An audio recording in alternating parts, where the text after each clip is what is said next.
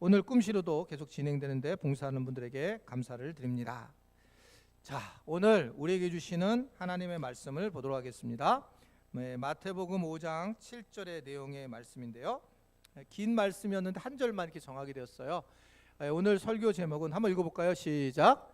인간관계 잘해야 하나님께 복받는다라고 하는 제목인데, 개인적으로 설교 본문보다 제목을 더 어렵게 정하게 되었습니다.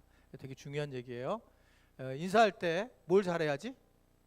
인간관계 잘하세요. 서로 인사할 때 인간관계 잘하세요. 그래야지 복 받습니다. 그래서 인사를 좀 환하게, 여러분 안녕하세요, 은혜 많이 받으세요, 인사하겠습니다. 옆에 분들, 앞에 분들, 안녕하세요, 은혜 많이 받으십시오 하고 인사하겠습니다. 네, 한 절만 보겠습니다. 한 절입니다. 원래는 8복인데 한 절만 보겠습니다. 시작. 긍휼히 여기는 자는 복이 있나니 그들이 긍휼히 여김을 받을 것이며. 다시 한번요.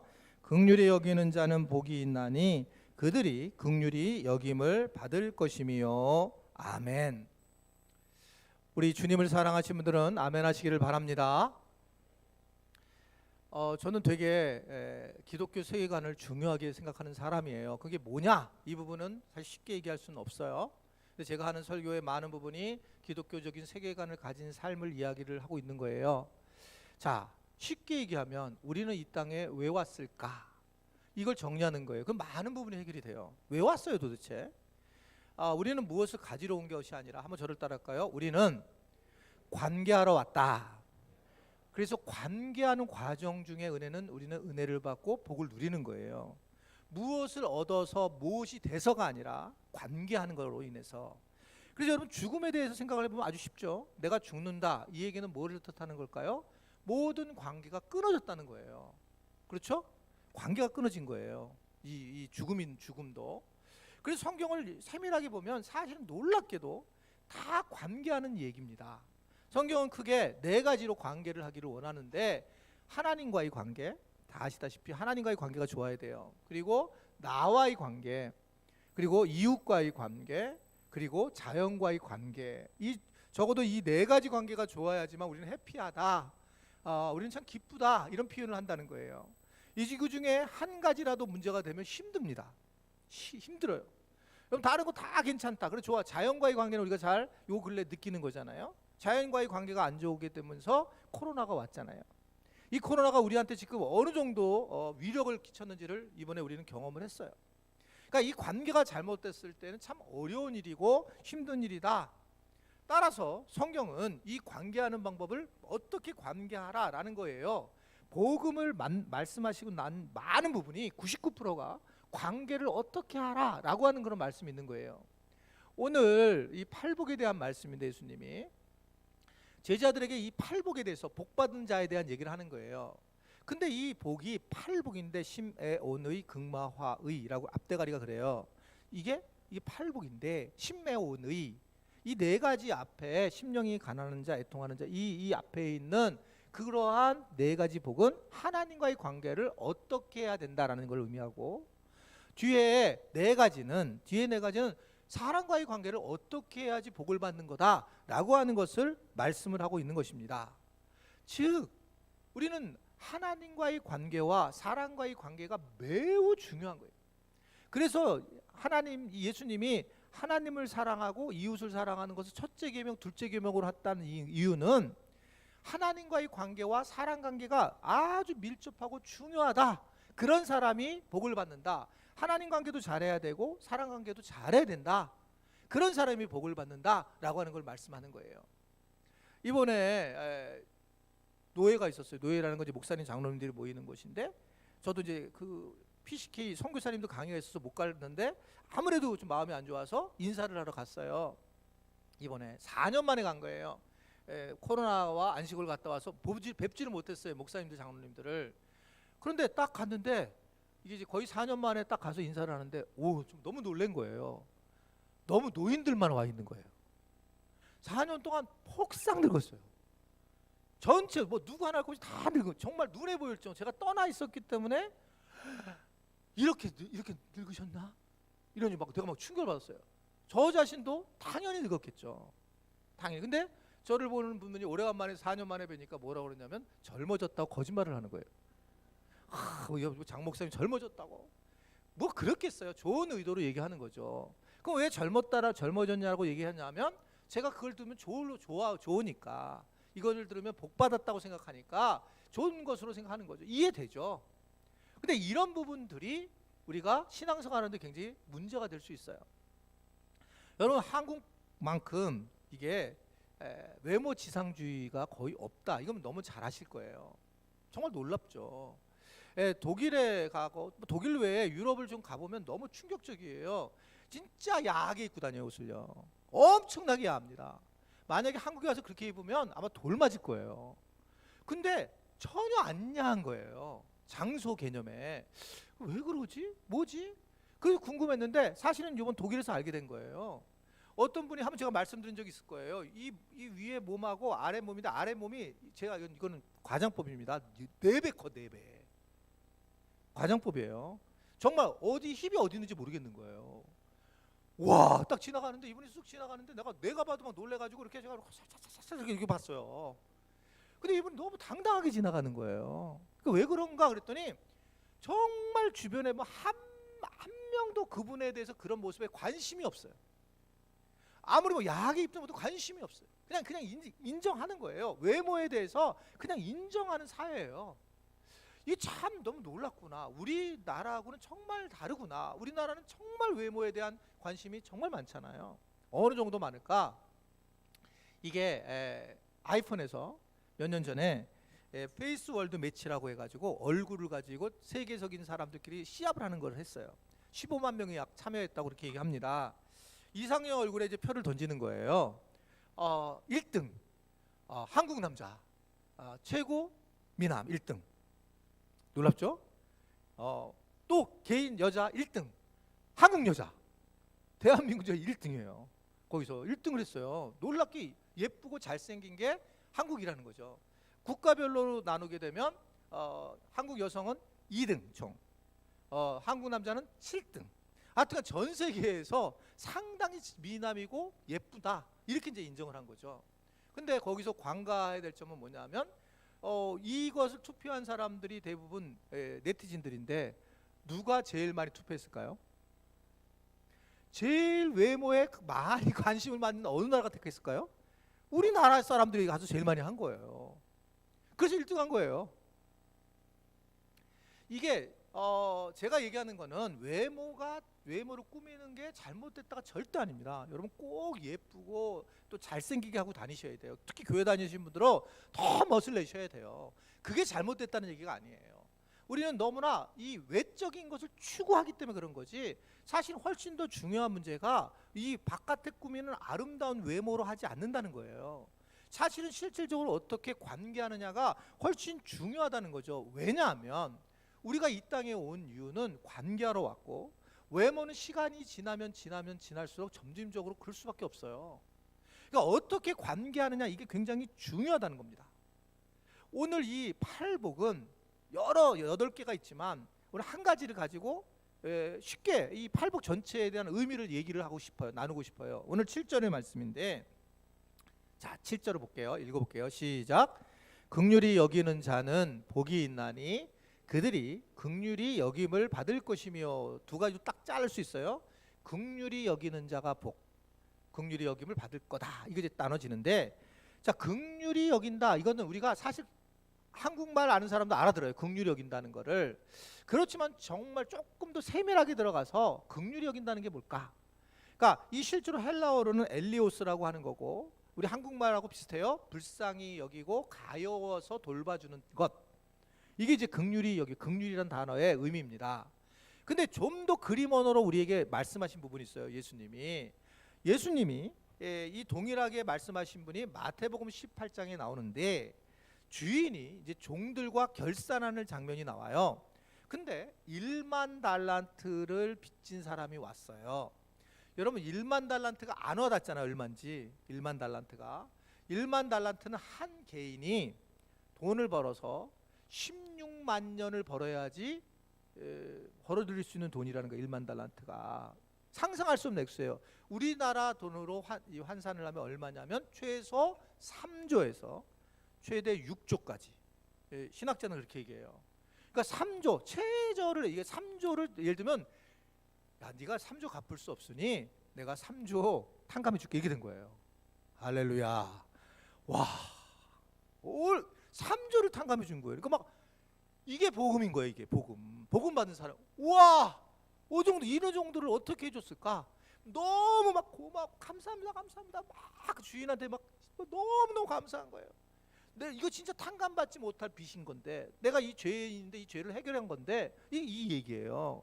그러니까 완전히 뭐 이 3조 이상을 탕감을 받았으니 대단한 거죠. 나왔어요. 나오다가 딱 보니까 자기가 빚을 준 사람을 만나요. 그 사람은 어느 정도냐? 100데나리온입니다. 100데나리온이라는 얘기는 뭐 100일 정도 일한 거 한 1000만 원? 이 정도라고 보는 거예요. 1000만 원인데 갚으라는 거예요. 봐달라고 하는데 갚으라는 거예요. 이 얘기를 주인이 듣습니다. 그 주인이 이 얘기를 듣고 열을 받으세요. 그래서 이 주인이 이 1만 달러 탕감한 사람을 감옥에 갔습니다. 가둬요. 그러면서 한 말이 너무 놀랍습니다. 뭐라고 얘기하냐면 이렇게 얘기를 해요. 내가 너를 불쌍히 여긴과 같이, 이게 엘리오스예요. 너도 내 동료를 불쌍히 여김, 엘리오스가 마땅하지 않냐. 똑같은 얘기하는 거예요. 엘리오스, 긍휼히 여기는 거, 불쌍히 여기는 거, 요거랑 똑같은 거예요. 이 전체 그림이 그렇다는 거죠. 그거 너무 당연한 거 아니냐? 라고 하는 걸 말씀하고 있는 겁니다. 오늘 7절이 긍휼히 여기는 자는 복이 있나니 저희가 긍휼히 여김을 받을 것이요, 이 말씀하고 같은 얘기를 하고 있는 거예요. 자, 그렇다면 오늘 이 7절의 말씀을 나눠서 첫 번째는 우리가 두 개를 나눌 수 있는데, 첫 번째는 한번 읽어볼게요. 시작. 다른 사람을 긍휼히 여기고 사는 것이 복이다. 우리는 일반적으로 내가 긍휼히 여김을 받을 때 복이라고 생각하지만 성경은 그렇게 얘기하지 않아요. 긍휼히 여기는 것 자체가, 긍휼을 여길 줄 아는 사람이 복이라는 거예요. 그러니까 내가 다른 사람을 만약에 긍휼히 여긴다, 이건 굉장히 큰 축복이에요. 내가 긍휼을 여기는 마음이 있다면, 부부 싸움을 하게 되면 사실은 쉽게 해결하는 방법이 뭡니까?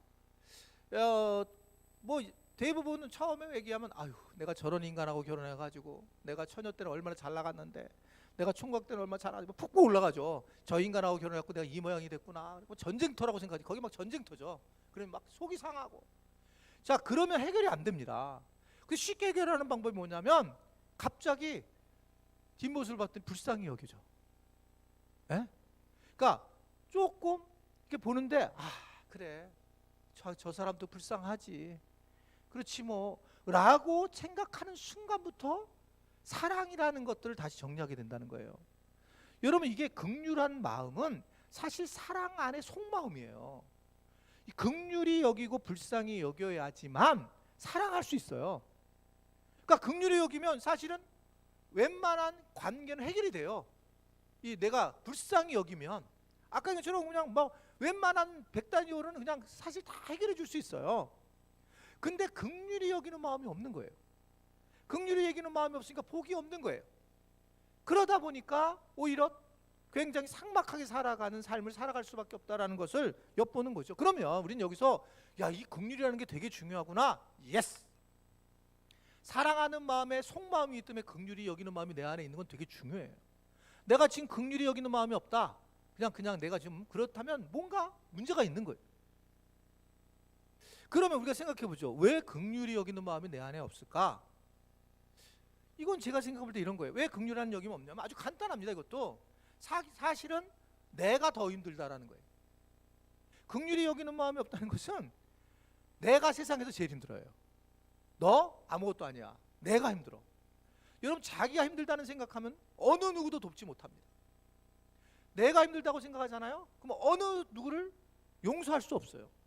내가 힘들다고 생각하면 내가 선교, 전도, 봉사 죽어도 못해요.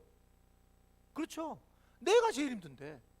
그러니까 나를 긍휼히 여긴 나 자신이 긍휼한데 뭐 딴 사람 뭐 하겠는가, 이런 생각할 수밖에 없다는 거죠. 여러분, 순장님들 되게 힘들어요. 목사인 나도 되게 힘들어요. 근데 순원들도 무지 힘들어요. 게다가 교인들도 목사 때문에 너무 힘들어요. 이게요, 다 힘든 거예요. 그냥 우리가 서로 이게 어떤 하나님이 주시는 달란트가 다른 것뿐이지, 사역이 다른 것뿐이지, 사실은 다 똑같다는 겁니다. 다 똑같다는 거예요. 이게 우리는 그런데 이해가 안 되는 거죠. 왜냐하면 딴 사람하고 자꾸 비교하니까 이해가 안 되는 거예요. 그래서 우리는 자꾸 오히려 나만 생각하게 되는 거예요. 크리스찬인 내가 나만 생각하는 거예요. 그럼 왜 이럴까? 그것은 내가 긍휼히 여기는 마음이 내 안에 없는 거예요. 내 자신에게 집중을 하다 보니까. 이 얘기에 대해서 사도 바울이 놀라운 얘기를 빌립보 교회에다 해요. 그 유명한 빌립보서 4장 11절과 13절의 말씀인데, 자 읽어볼게요. 다 같이 시작. 내가 궁핍함으로 말하는 것이 아니니라. 어떠한 형편에든지 자족하기를 배웠나니 나는 비천에 처할 줄도 알고 풍부에 처할 줄도 알아. 모든 일 곧 배부름과 배고픔과 풍부와 궁핍에 처할 줄 아는 뭐라고요? 일체의 비결을 배웠노라. 그리고 뭐라 그래요? 내게 능력 주시는 자 안에서. 우리는 마지막만 가지고 아멘, 내게 능력 주시는 내가 모든 걸 할 수 있다 이렇게 얘기했는데, 그 앞부분에 내가 자족하는 법을 배웠다는 거예요. 배운 게 있어요, 바울이. 그리고 일체 하나가 되는, 이거 한 가지만 딱 뚫어진 거네. 한 가지를 딱 배웠는데 바늘처럼 뚫어지는 그런 비결을 배웠다는 거예요, 바울이. 그게 뭐냐면, 나 가난해서 얘기하는 거 아니야. 가난하고 부유한 건 상관없어. 그런데 보니까 일체의 비결을 배운 게 있다라고 하는 것을 얘기하는 겁니다. 그게 뭐냐면 자족하는 법이라는 거예요. 그냥 만족하는 거예요. 나 자신에 대해서, 내 삶에 대해서, 지금 여러분 지금 우리 이 삶에 대해서 지긋지긋한데 자족하는 거예요. 자족하면서 감사하다, 그냥 감사하다라는 세계를 여는 거예요, 바울이. 이러한 법을 배웠다라고 얘기를 해요. 무엇이 생겨서 좋았다는 게 아니고, 우리 자녀가 뭐가 잘 돼서가 아니고, 내가 돈을 많이 벌어서도 아니고, 건강을 회복해서가 아니라는 거예요. 그냥 배운 거예요. 이 영적 세계를 배운 거예요. 그거를 고백하는 겁니다. 이 얘기는 반대로 얘기하면 바울이 힘들었다는 거예요. 그러니까 이걸 배웠다고 그러죠. 바울이 힘들어서 이런 고백을 하고, 예수님도 힘들었어요. 그래서 예수님도 뭐라고 얘기합니까? 누구든지 나를 따라오려거든, 내가 십자가 져봤거든, 힘들었거든, 자기 십자가 지고 따르는 거야. 힘들다는 거예요, 이게요. 네게 있어, 네 십자가, 네가 지어야 될 십자가. 이게 다 십자가가 다르다는 거예요. 근데 다 살기는 힘들다는 겁니다. 그럼 여러분, 이 설교를 듣는 우리 지체들은 뭐라고 생각할까? 그래도 내가 제일 힘들어요. 뭐 이런 생각하실 거예요, 그죠? 내가 제일 힘들어. 그래도 지금 목사님 내 사정을 몰라서 그런데 진짜 나 힘들어요. 그러실 거예요. 사실 그런 마음 가지실 거예요. 근데요, 성경이 얼마나 정확하게 말씀하는 줄 아세요? 고린도전서 10장 13절 시작. 사람이 감당할 시험 밖에는 너희가 당한 것이 없나니 오직 하나님을 미쁘사 뭐라고? 너희가 감당하지 못한 시험 당함을 허락하지 아니하시고 시험 당할 즈음에 또한 피할 길을 내사 너희로 등이 못을 박아요. 네가 지금 당한 것들은 너한테 따로 준 거야. 네가 받는 고난은, 그냥 네가 받을 고난은 너에게 준 거야. 그리고 네가 그걸 피할 길을 줬고 너 감당하는 거야. 우리가 자살을 하거나 이런 것들이 죄인 이유 중에 하나인 거예요. 나는 너무 힘들었다, 이해돼요. 근데 성경이 말하는 것은 감당할 만큼이라는 거예요. 정말 힘든데? 여러분 지금 막 너무 힘든 분 많잖아요. 예? 제가 이게 안내를 해보니까 막 안내하는 분에 막 너무 안내를 지금 제가 잘 쓰고 있는 것 같아요. 어떤 분은 사랑해요 이러고 하고, 어떤 분은 개인적으로 저한테 서너 분이 오늘 와서 막 힘든 얘기를 해주시는 거죠. 기도에. 그래서 내가 이제 1대1 얘기를 잠깐 듣게 돼서 너무 좋아요. 우리 교인들이 얼마나 힘든지. 정말 힘드시더라고. 어떡하지 이거? 그런데 일단 출발은 뭐라고 얘기하냐면, 똑같아. 피할 길을 줬어. 네가 감당할 시험이야. 이 얘기를 하고 계시는 거예요. 그러면 뭐가 이게 포인트냐면, 맨날 나 너무 힘들어 이러면 어떤 상황이 되냐면 우리 안에 긍휼한 마음이 나올 길이 없어요. 이게 문제라는 거예요. 내가 누구를 긍휼히 여기는 마음이 내가 힘들다고 생각하잖아요. 그러면 이게 안 되는 거예요. 이웃을 사랑 천만에요. 자기 혼자 먹고 살다 끝나는 거예요. 아무리 성경 말씀 많이 들어도 자기 채우다 끝나는 거야. 나를 얼마나 내가 힘들었는 줄 아냐? 나에 대해서만 생각하는 거예요. 성경 말씀하고 다르게 살아가는 거예요. 얼마나 이게 무서운 건가 보세요, 한번요. 그러니까 그냥 내가 제일 불쌍해. 근데 성경은 얘기하는 거예요. 아니다. 딱 너에게 맞는 시험이다라는 것을 이야기하고 있다는 거죠. 그래서 내가 지금 문제는 긍휼이 없다라는 것은 심각한 문제라는 거예요, 신앙 안에. 내가 뭔가 구조적으로 잘못됐구나. 그래서 사실은 주님, 내 안에 긍휼이 없습니다. 제가 설교 제목을 그렇게 하려고 그랬어요. 내 안에 긍휼이 없습니다. 내가 예수를 믿고 구원을 받았지만 긍휼이 없습니다. 이 얘기는 우리가 지금 반쪽 신앙을 가지고 살아가는 거예요. 긍휼하는 마음이 없는 거예요. 불쌍히 여기는 마음이. 그렇게 되면요, 판단하고 비판하고 이 안에 먼지만 푸석푸석 나고 눈물을 잃어버리게 되고 기쁨도 잃어버리게 되는 그런 신앙의 삶을 살거든요. 여러분, 긍휼을 회복할 수 있게 되기를 바랍니다. 긍휼이 안 되면 그게 기도할 때인 거예요. 나는 긍휼하는 게 아니면 지금 기도가 끊어졌다는 거예요.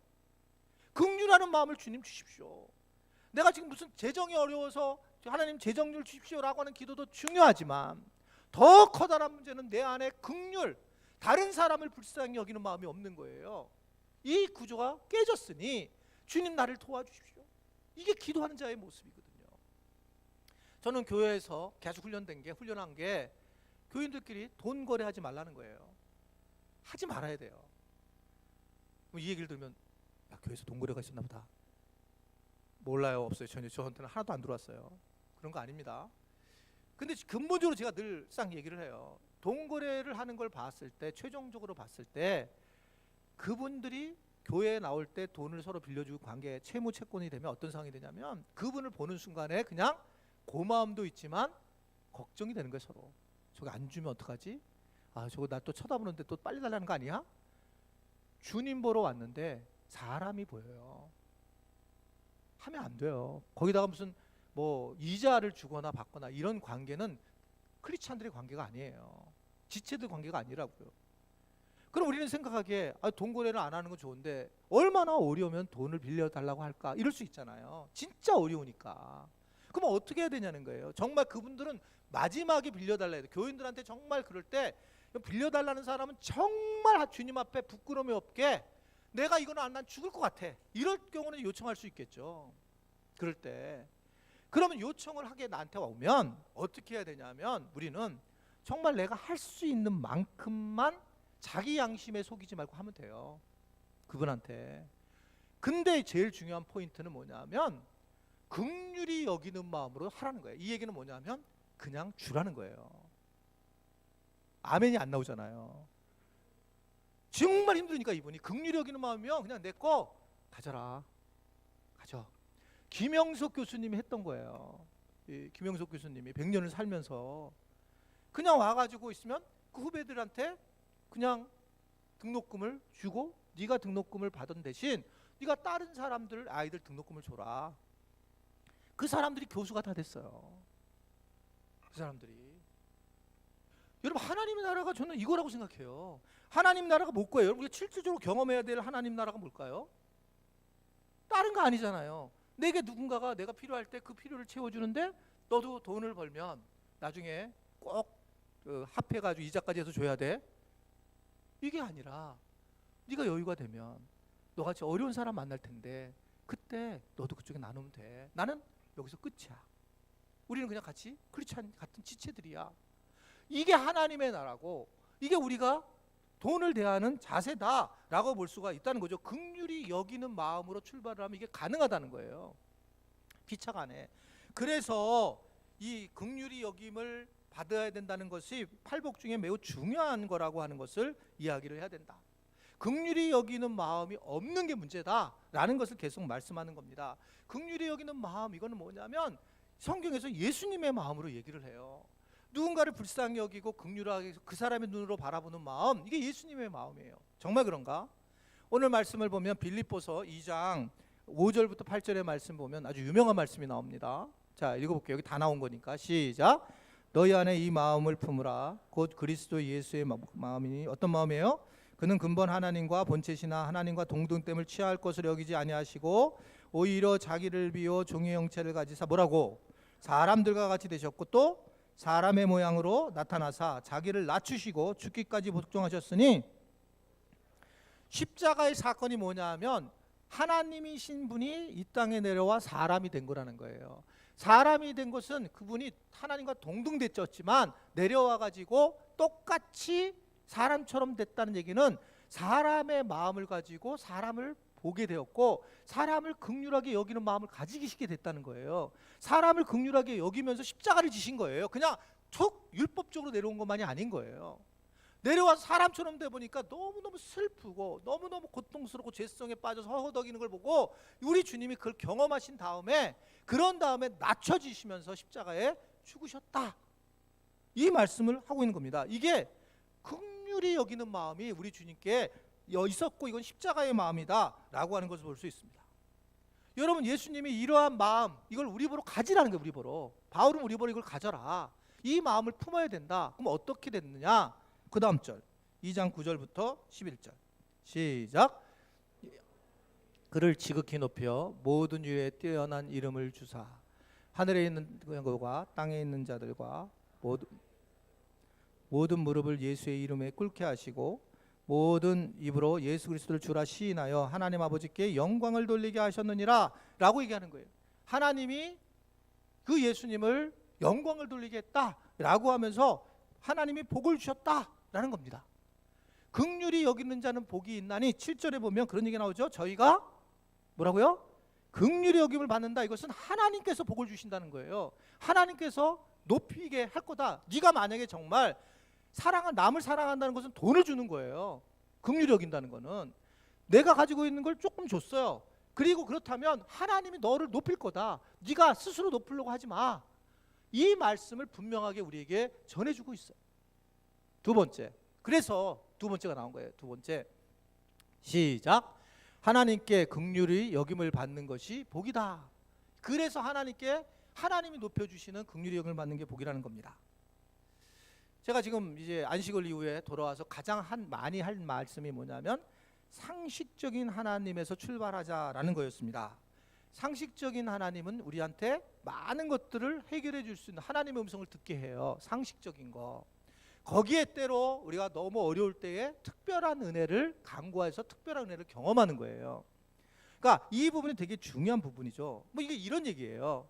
상식적인 하나님은 자녀가 공부를 하는데 대학에 갔다 기도만 하고 그렇지 않습니다. 상식적인 하나님 그렇게 하시지 않으세요. 내가 예를 들면 운동을 안 하는데 건강하다 기도만 해서 그렇게 하시지 않습니다. 하나님은 우리에게 한 말씀이 있어요. 뭐냐 하면 팥이 심은데 팥이 나게 한 게 하나님의 원래 자연 원리. 그래서 갈라디아서에다 그런 얘기를 하죠. 갈라디아서 교회에다가 뭐라고 얘기하냐면 너희들이 심은 대로 거둘 거다. 당연한 원리를 얘기를 해요. 여러분 기도를 심었잖아요. 여러분 지금요. 기도하신 분이고 안 하시는 분들 계세요. 기도하신 분들은 분명히 나중에 나타난다는 거예요. 이게 하나님의 법이에요. 이거는 지금은 모르겠죠. 자, 예배를 여러분 내가 주일날 막 예배 나와서 하나님께 영광을 돌려요. 이거는 심은 거예요. 하나님께 영광을 돌리는 심음. 이 심음은 당연히 결과가 나타난다는 거예요.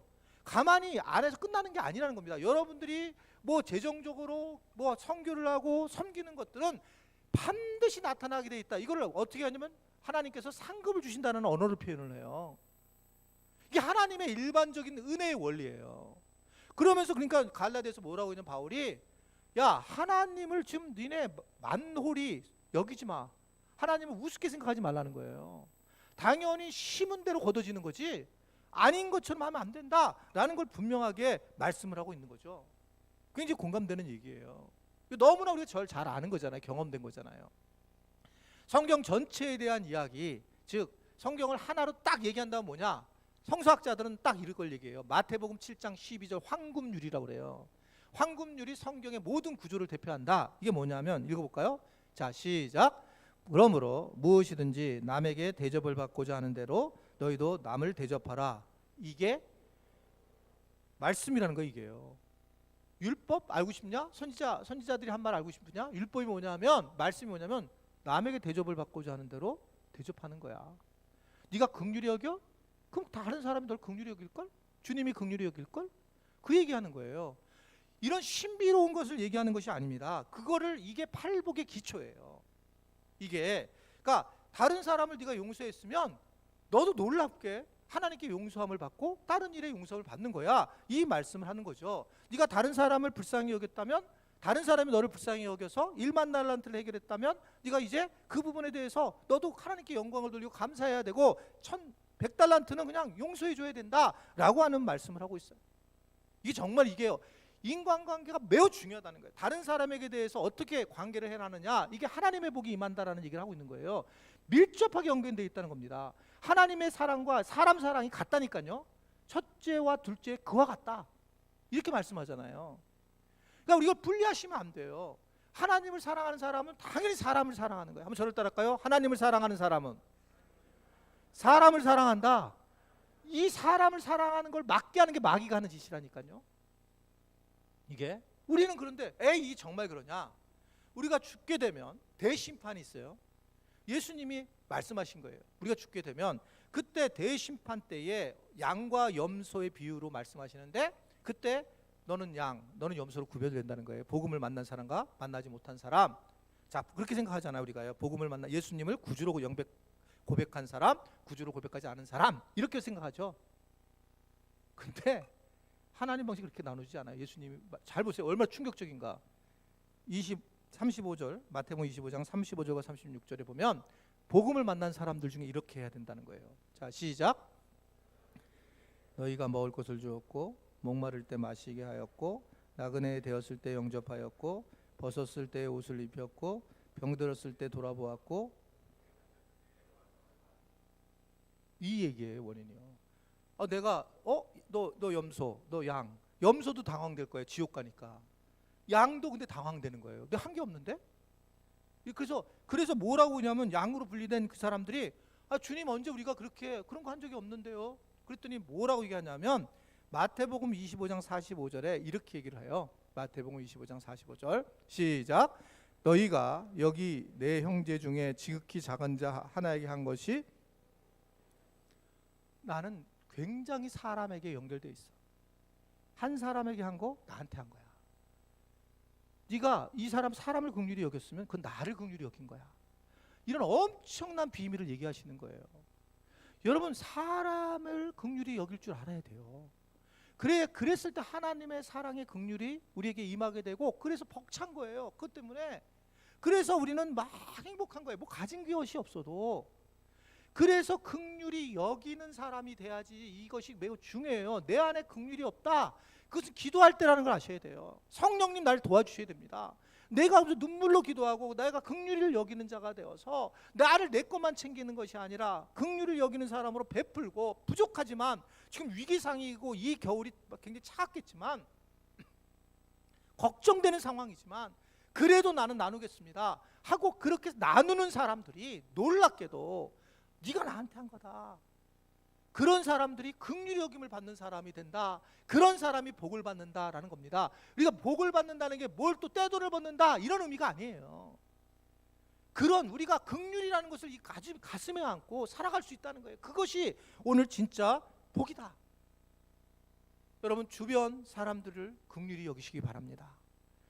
가장 가까운 사람을 긍휼히 여겨야 돼요. 내게 상처를 준 사람들을 사랑하기 전에 긍휼히 여기는 마음을 주님 앞에 기도하셔야 돼요. 용서를 나는 못하지만 적어도 긍휼히 여기는 마음을 가져서 그 사람을 바라보는 눈을 가질 때에 하나님의 나라가 이 땅에 임하는 거예요. 하나님의 나라가 이 땅에 임하는 게 얼마나 추상적입니까? 그런데 구체적으로 말씀하시는 거예요. 내가 언제 이렇게 했습니까? 그랬을 때 한 사람에게 한 거, 네가 지금 너 이상한 사람, 너 굉장히 속상하게 한 사람, 그 사람한테 네가 긍휼히 여긴 거, 너 그래 양이야, 양. 놀라운 거죠. 이것이 간증이 돼야 돼요. 막 갔더니 예수 믿었더니 엄청나게 주님이 돈을 부어주시더라. 이것도 간증이지만 내가 용서할 수 없는 사람을 용서하게 되는 거. 막 내가 비록 돈이 없고 아무것도 없는데 왜 이렇게 기쁘지? 왜 이렇게 눈물이 나지? 왜 이렇게 사랑하는 마음이 가득하지? 주님의 마음이 내 마음이구나. 이게 복된 자라는 거야. 이게 복된 자. 이러한 긍휼히 여기는 자는 긍휼히 여김을 받는 복을 받는다 라고 하는 것을 오늘 우리에게 말씀을 하고 있습니다. 찬송가 288장 찬송하시겠습니다.